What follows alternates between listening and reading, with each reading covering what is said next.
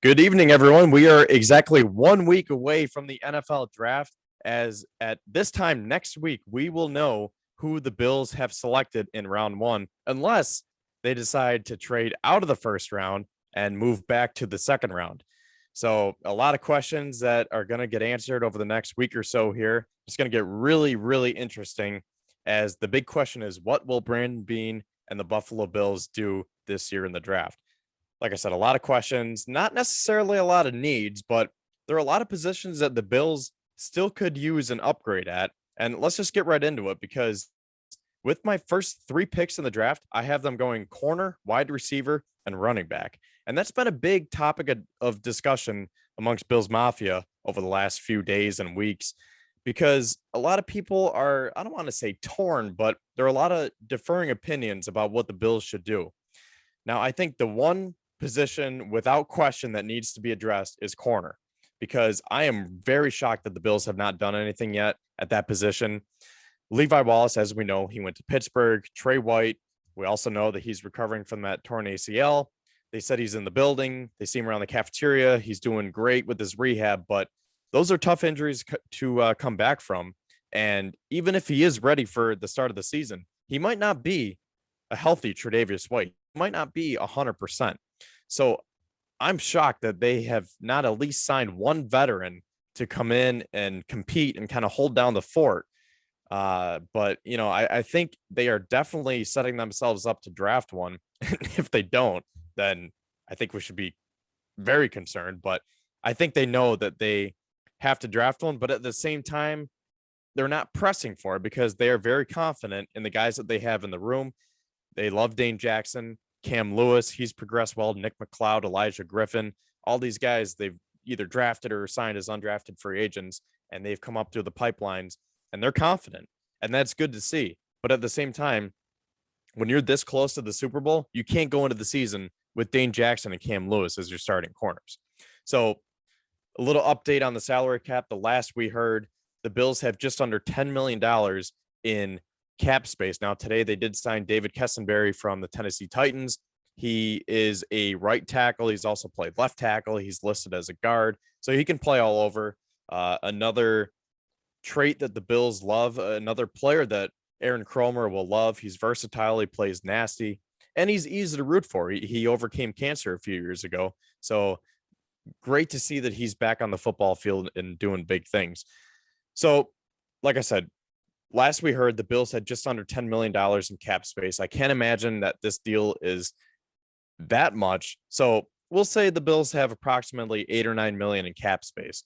Now, you do have to save $6 to $8 million for your draft picks, but that doesn't mean that that's all going to be counted for the cap because remember, only the top 51 counts against the cap. So if those 52nd, 53rd, 54th, all those guys, they're not counting against the top 51, that salary cap, the cap hit goes down. And I saw on Twitter that it might only come out to just over $2 million in cap space that they're going to have to set aside for the draft picks. But either way, they don't have that much money to spend. It's not like they have, $20 million to go sign a Stephon Gilmore, who, as we know, signed with the Colts. But that's fine with me because that's way too much money for a veteran corner. I'm talking like a Joe Hayden, someone that you can bring on just like a 1 year, $3 or $4 million deal, maybe 2 years, $8 million, somewhere in that range. Xavier Rhodes is another guy that comes to mind. There is Janoris Jenkins, AJ Bouye, Kyle Fuller, Bryce Callahan. He's more of a slot guy. Same with Chris Harris Jr. But I'm just thinking you got to add someone to the room. Now, if you've been following along with my articles on Buffalo Fanatics, you'll have seen that I've been proposing trading up for Sauce Gardner. Now, with these mock drafts, it's not exactly what I think the Bills are going to do, but more or less what they could do, and just throwing out some potential scenarios. So with the scenario that I came up with, the Bills would trade their first round pick next year and then Cody Ford and swap the 7 and the 25 this year and go get Sauce Gardner. Now, that's something that you wouldn't do right now. You would do it the night of the draft. And if he's there, then you can go up and trade for him because they have that working relationship with Joe Shane and Brian Dable. where Brandon Beane might be able to call and say, hey, if Gardner's there at 7, your phone's going to be ringing and we're going to strike a deal. And now you might look at that and say, no, that's nowhere near enough. Cody Ford is terrible. They would never go for that. They know what he's about. You might have a point. So in my next article, I talked about trading AJ Epinesa. So you would swap this year's first round picks. You give him next year's first round pick and AJ Epinesa, because the defensive end room is crowded right now. The Bills, as we'll get to over these next few minutes here, but Brandon Beane did a great job of loading up on defensive linemen and offensive linemen. So I really don't think that AJ Epinesa has a spot this year. He's going to be a rotational piece, but I don't see him being a starter, especially when you have guys like Von Miller and now Shaq Lawson that come in. And then you had Tim Settle, Daquan Jones, all these guys on the defensive line. That's a very crowded room. So I proposed that trade, but then I heard Brandon Beane in his press conference say, yeah, I'm rarely going to sacrifice the future. And now I'm paraphrasing, but he said something along those lines where I took that as, I'm not going to stray away from my board and go all in and try to win the Super Bowl this year, because we're trying to win the Super Bowl every single year. So I mean, I agree with that, because he's a GM and I'm just a podcaster and a contributor for Buffalo Fanatic. So he's in that position for a reason. But I think there is a point where sometimes you just got to take that chance and say, Sauce Gardner could be the difference to win us a Super Bowl. And I'm not saying that Gardner is going to be the reason that the Bills could win 3 Super Bowls, but with Sauce Gardner on this team, your chances are a lot better. So I kind of got rid of that idea after I heard Brandon Beane say that. So then I went back to the mock draft and I was able to come away with Andrew Booth. Now, this guy is a top 4 corner.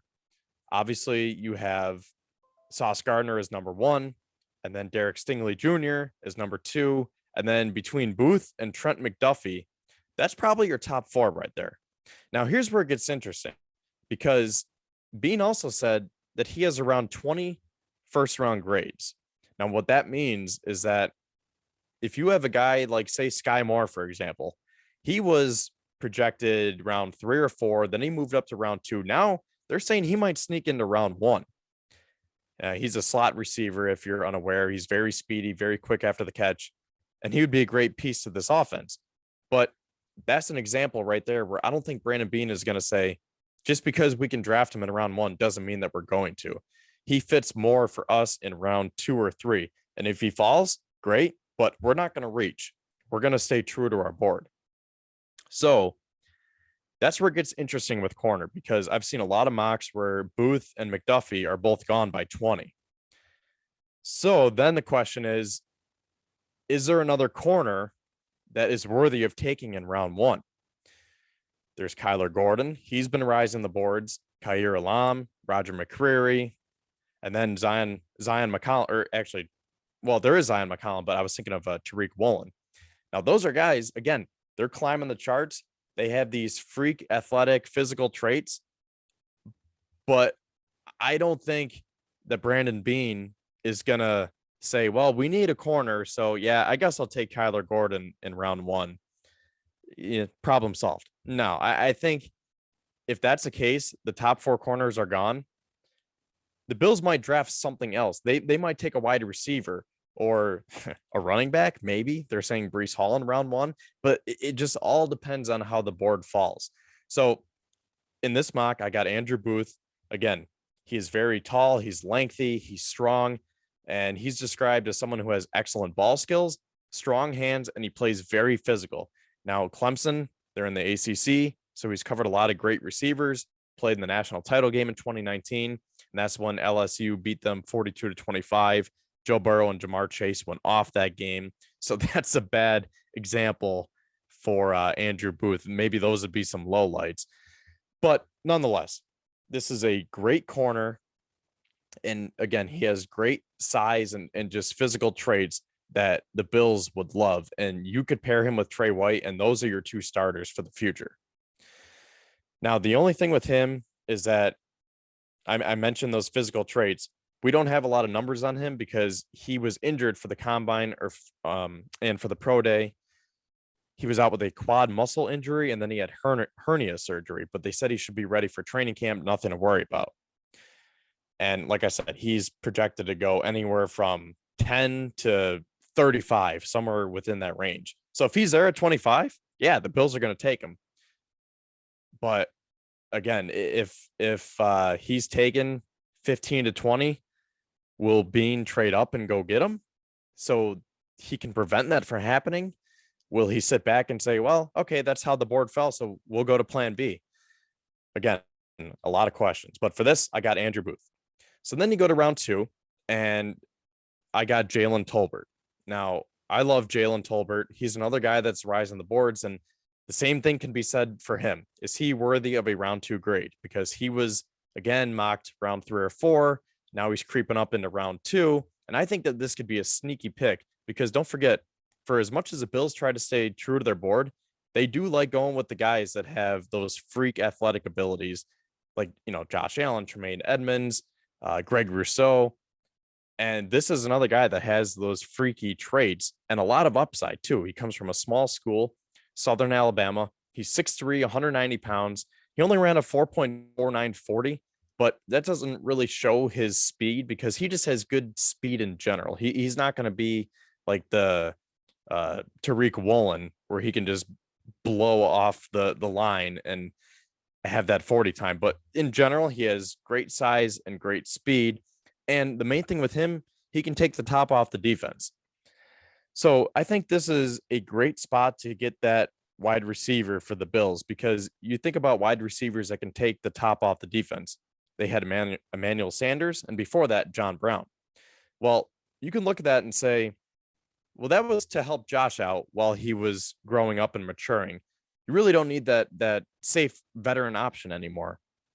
And it's like, yeah, but at the same time, I think there's one spot at wide receiver that's open right now. The depth chart for me is Stephon Diggs, Gabe Davis, and then it's open at wide receiver 3 for that vertical deep threat. And then you have Jamison Crowder, Isaiah McKenzie, Marquez Stevenson, and then Jake Kumaro. And then I have Isaiah Hodgins and Tanner Gentry probably going on the practice squad. So I think there's that one spot for that vertical deep threat. And I think Tolbert would be a great option here. And they're saying he needs to improve on his route running, but he knows how to use his physical traits to his advantage, his size and his speed, and he can get open. And on a team like the Bills, that's perfect because he's not going to have a lot of pressure on him. You have Stephon Diggs and Gabe Davis. Those are your first 2 options. So if Tolbert doesn't have a perfect route, that's fine because Allen can improvise, Diggs can improvise, and Gabe Davis can improvise, and you can make it work. When you have an offense that's clicking like that, you don't have to be pinpoint exact perfect. And they're saying with a little bit of work, Tolbert can eventually develop into a number 1 receiver. So not to get too far ahead, but whenever Stephon Diggs, whenever his contract runs out, or for some reason, if the Bills can't re-sign Gabe Davis, you have Jalen Tolbert. So I think rounds 1 through 3, I think that's a sweet spot for these high-end dynamic talent players, these prolific players that you can take high in the draft. These are skill position players, premier positions that they're starting to get the money because you look at Christian Kirk, he set the market at 20 million this year. Zay Jones was making 10 million a year. Everything went nuts after that. You have guys that are holding out unless they get $30 million this year. And it's just going crazy.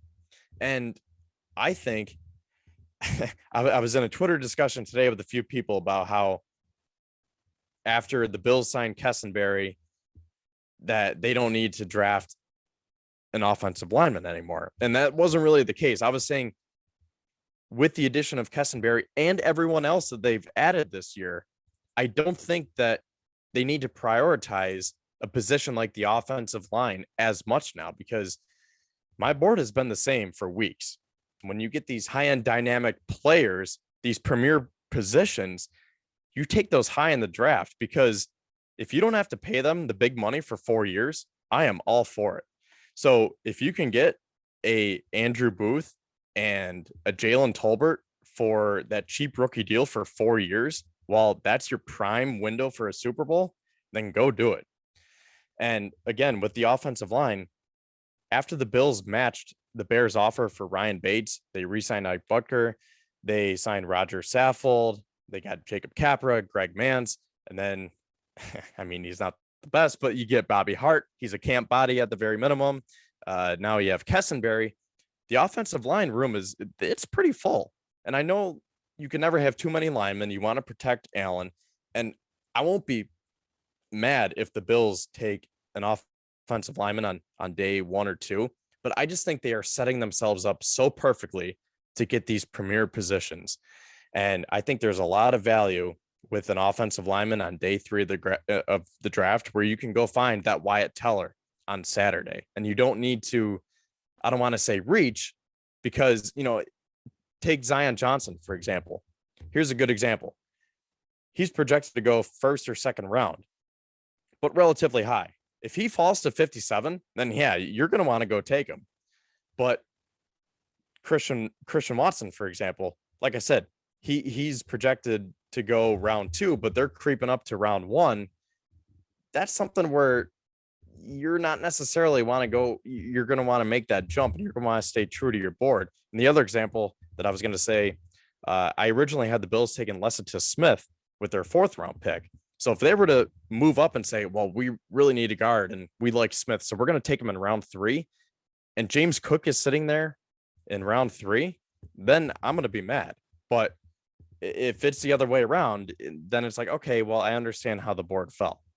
So that being said, getting into the round 3 pick, this is where I have them taking James Cook. I've been saying this for weeks, I think even months. I love James Cook. He is that perfect, speedy, pass-catching running back that the Bills need to add. If they have that and they add that to their offense, they are so much better than they've been in years past, because that's an element that they've been missing since probably the Fred Jackson and CJ Spiller days. They just do not utilize the screen game enough. And that's probably testament to the players that they've had in the room. Zach Moss isn't necessarily that speedy pass catching running back by any means, and neither is Devin Singletary. So they've been working with what they've had, but I think we can all agree that they can also upgrade at the position. Now, Duke Johnson, yes, they have him, but he's more of a placeholder. Again, we talked about how Beane likes to bring in competition. Well, there's your competition. Duke Johnson can take a shot at it.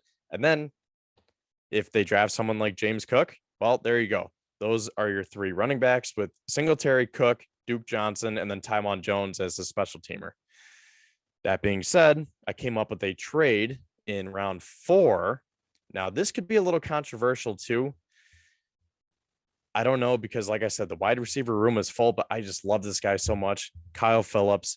He is the next Hunter Renfrow and Braxton Berrios. He's like a combination of those two. He's your prototypical slot receiver where he can just work the middle of the field. He's great at getting open. He has great hands, quick feet, just everything that you want. And again, if the Bills draft Tolbert, and a quick side note, another name that could potentially be a round 2 pick, I've seen him in round 3, so I don't know if the Bills would want to move up this high, but I've also seen him as high as possibly round 1, early round 2. That's John Metchi from Alabama. That's another option where he's versatile. He can play the slot or he can line up out wide. He's a great vertical threat, and he's been playing behind a lot of wide receivers, a lot of talented wide receivers at Alabama, between Devontae Smith, Jalen Waddle, Henry Ruggs. So he's used to not being the number 1. So I think it was Pro Football Network. They said he can use his versatility to play outside or in the slot, and he can use his speed to stretch the field vertically, and he will thrive in an offense that incorporates him in screens and takes vertical shots downfield. So those are your options at wide receiver. So regardless, you would have Diggs, Davis, one of those guys that I mentioned, maybe David Bell, George Pickens, but I think those are more just big body guys. So the Bills are always talking about how they want to get speed. So that's why I think John Metchi or Jalen Tolbert would be great options. I mentioned Christian Watson. I think this guy is going to be great. 6'4", 211, 4.36 40 time, over a 77-inch wingspan. He's your do-it-all wide receiver. He can stretch it deep. He can run the intermediate routes. He can work the slot, work the middle of the field. He can line up in the backfield. He returns kicks. He's possibly the bigger version of Deebo Samuel. So, again, I've projected him to go to the Bills at 57, but he's been moving up to the first round. So it just all depends on how the board falls. But getting back to the slot receiver now, if the Bills draft Kyle Phillips, then it's a matter of, well, who's the odd man out? You have Diggs, Davis, and then either Watson, Tolbert, or Metchi as your three. And then you have Crowder, McKenzie, Stevenson, and now Kyle Phillips, Jake Kumaro. And then, like I said, Hodgins and Gentry will probably be on the practice squad. I think this is a situation where you can look at that and say, Marquez Stevenson isn't as good as Kyle Phillips based on the tape and what we've seen and what we think he can become, and with that ball security that he had last year. So we're going to take Kyle Phillips here. And the sneaky thing about that, the Patriots draft at 127. And this guy just screams New England Patriot. You think of Wes Welker, Danny Amendola, Chris Hogan. Who's the other one that I'm forgetting? But just a prototypical New England Patriot wide receiver. Oh, Julian Edelman. So if you can take him before Mac Jones can get him, the Patriots and Mac Jones at 127, that's playing chess right there. And again, he can help your offense too, because he's going to be a great slot receiver. He could be the new Cole Beasley, because again, Crowder is a great signing, but next year he would be 30 years old. And he's not necessarily your slot receiver of the future. He's helping you now in your Super Bowl window. But if you talk about winning now and in the future, Kyle Phillips is your guy, and he can return kicks and punts. So, well, more punts than kicks. So that would replace Stevenson right there, where Marquez Stevenson would get demoted to the practice squad. So those would be the 7 wide receivers. You would have Diggs, Davis, we'll say Tolbert, according to my mock here, and then Crowder, Phillips, McKenzie, and Kumaro. So moving along to, well, actually staying in round 4. And this is where I took Terrell Bernard. Now, like I said, I originally had the Bills taking a guard here, and I think they can, but I think linebacker is another big need. You look at the contracts. Matt Milano is the only linebacker that's going to be under contract past this season. And Tremaine Edmonds, obviously, that's a big name where everyone's talking about, should we trade him? Should we get rid of him? Should we draft his replacement? I think it's important to balance the winning now versus in the future, because as I'll get to with Jordan Poyer here in a sec, you're trying to win now. So Tremaine Edmonds is your middle linebacker right now. Jordan Poyer is your starting safety right now. We're trying to win the Super Bowl right now. That doesn't mean you should trade one of these guys because they want more money or because you might not be able to re-sign them in the future. We're trying to win the Super Bowl this year. And if they leave next year, so be it. You'll handle that at a different time. Yes, you can take steps to prevent it right now. Maybe they can extend Poyer. And in this case, they will start drafting some potential replacements. But I don't think it's a spot where Brandon Beane needs to press and say, oh, man, let's trade Tremaine Edmonds. Yeah, the people are right. Twitter's right. No, you don't create a hole in your lineup. He's your starting middle linebacker. He's only 23 years old, and he's going to get better. I know he chooses the wrong gaps. He gets sucked up by the blockers, and he misses a big tackles. But at the end of the day, he is always the Bills' leading tackler, and he calls all the defensive plays. And I think that he's going to be a lot better this year now that they've built up that defensive line in front of him, because I think that's just going to make his job that much easier. So that's a total no from me for trading Tremaine Edmonds. But because of the contract situation with all the linebackers, that's why I took a linebacker here, Terrell Bernard. He is a great coverage linebacker. He has light feet, fluid hips. In addition, he's very smart. He's versatile. He can play all 3 linebacker positions. He processes the plays quickly. And given his size and his build, Bernard is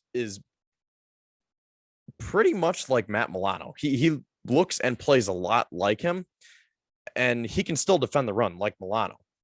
And then as we'll get to later on in the draft, I'll talk about the other linebacker who plays more like Edmonds. But yeah, so I'm going to take Terrell Bernard here. I've seen him mocked anywhere from 120 to 140. So if you can get him here at 130, I think that would be doing yourself a great favor, just because, we talk about the depth and we don't know what's happening in the future. And if you have an athletic linebacker sitting there, go grab him. Now, here's another pick. Round 5 might be a little controversial. The punt god, Matt Araiza. He can boom 80-yard punts. He had an 86-yard punt this past October versus San Jose State. I don't have all of his stats on record, but he set many records, including the average yard of a punt, which was a little over 51 yards this season. Just an insane leg. And you might look at that and say, well, you're talking about Beane and the board and staying true to yourself. Is he really going to go up to round 5 and take a punter? Maybe not. But again, the Bills are in such a good position where they're not like the Houston Texans, where if you go on PFF, they're saying that the Texans need literally every single position. The Bills aren't that. So they have some leeway. They have that luxury to say, hey, we're only a couple pieces away from winning this whole thing. So if we have to move up our board a little bit, let's go do it. Because someone like Matt Araiza could totally flip the game where he could pin you deep. And then now that the Bills have built up their defensive line so much, imagine the opposing team is at home. Araiza pins them deep inside their own 5, and you bring out that defensive line with Von Miller, Tim Settle, Ed Oliver, and Greg Rousseau out there. And then maybe, who knows, maybe they could re-sign Jerry Hughes. I don't think that's as likely, but you have Shaq Lawson, Jordan Phillips, just all these guys, and you pin them deep. That's a great combination right there, with Bills Mafia going nuts, making it hard for the opposing quarterback to hear. That's a winning combination right there. So I'm taking Matt Araiza.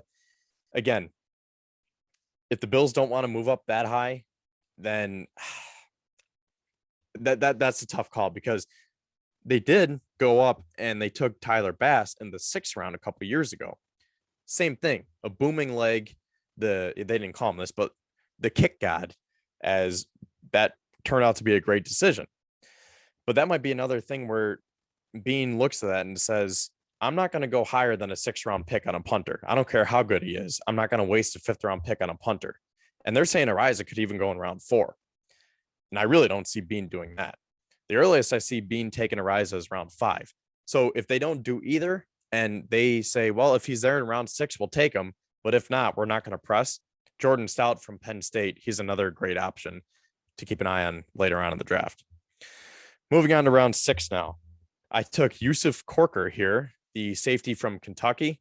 Now, I did it just because he was the best player available, but 2 other names to keep your eye on: Tyson Anderson from Toledo and Sterling Weatherford from Miami. I've been mocking the Bills to get Anderson for a couple of weeks now, but he's actually rising the charts. They're saying he could be a round 4 or 5 pick. So if he's not there, I think Sterling Weatherford is a great option. Both of these guys, Anderson and Weatherford, that is, they're both very big, very physical, and they remind me a lot of Jordan Poyer. You talk about if Poyer is not on the Bills past this season, you want to get his replacement. Well, someone like Sterling Weatherford, he's 6'4", 225, so he's bigger than Poyer. But the thing that sticks out with him, he's very physical, and he's strong, and he's not afraid to lower his shoulder. And the thing with Corker is they're saying he could be more of a run defender as a safety, and he might struggle a little bit more in coverage, but that's where Anderson and Weatherford excel, and they have some versatility, and we know how much the Bills value that versatility. So again, I'm not pressing for a safety. I don't think the Bills should reach and say, well, let's go get a safety round 1, because I think you have a bigger need at corner. You know what I mean? So I think that's something that you should address, but you don't need to do it that early. The other 6th round pick, I got Jack Sanborn. He was projected to go rounds 4 or 5, but he fell in this mock, and he's been falling a little bit lately. I'm not sure exactly why, but he's more of the Tremaine Edmonds. He's like that stereotypical middle linebacker, that run stuffer. Talked about Bernard being the athletic coverage linebacker. Well, Sanborn is your big run stuffer. He can call the plays. He could be the leader of the defense. So I took him at pick 203. And then to finish out the draft here, this is where I took the offensive lineman, Josh Sills. I talked about Wyatt Teller earlier. I think this could be the next Wyatt Teller. I could be wrong, but he just reminds me so much of Wyatt Teller. He's 6'5", 6'6", 325 pounds. I think Teller's 6'4", 315. He looks like him. He plays like him. He plays nasty. He finishes his plays. And that's just, that screams Buffalo Bills and Aaron Cromer right there. That's something that they love. They just get these maulers that don't care, and they will do anything to protect their quarterback. And on top of it, Sills is described as someone who has thin ankles, who is best suited for a fast-paced offense like the Bills. And that's exactly what the Bills do. I mean, Sills can be a run blocker, but they're saying that he's better in pass protection, and the Bills are a pass-heavy team. So that is my 7-round mock draft for the Bills. Again, I traded Zach Moss, and I don't think I mentioned this, but I did throw in a 6th-round pick to get Kyle Phillips. PFF said that they would almost 100% guarantee that the Eagles would take Zach Moss for the 4th-round pick. I think they're overvaluing that a little bit, so I threw in that 6th-round pick. You might look at that and say, well, why do you have 9 draft picks? Well, don't forget, you're subtracting Moss from that. So you would have 8 new players on the team, but someone like Cody Ford is probably going to be up for discussion as to whether or not he even makes a team. So again, if you can upgrade. Don't worry too much about, well, we have 8 draft picks. I don't know if there's room for them. This is a solid team. Shouldn't we trade up? I mean, yeah, if you can, do it.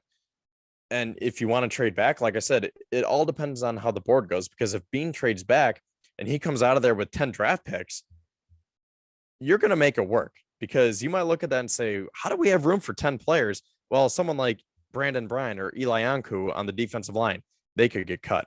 Or Markel Lee. I know they just signed him. I'm just throwing a name out there as a linebacker. He could be up for cut. So again, just everything depends on how the board goes. And you might not agree with me. I might not agree with you. But the one thing that I know is I don't think any of us are going to be right. We do not know what Brandon Beane and the Bills are going to do come next Thursday, Friday, and Saturday.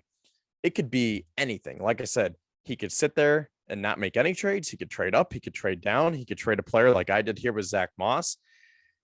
Anything is on the table. But one thing that I am confident in is that we will be happy with the draft that the Bills pull off here, because I am totally confident in Beane and his scouting department that they will make this a successful draft.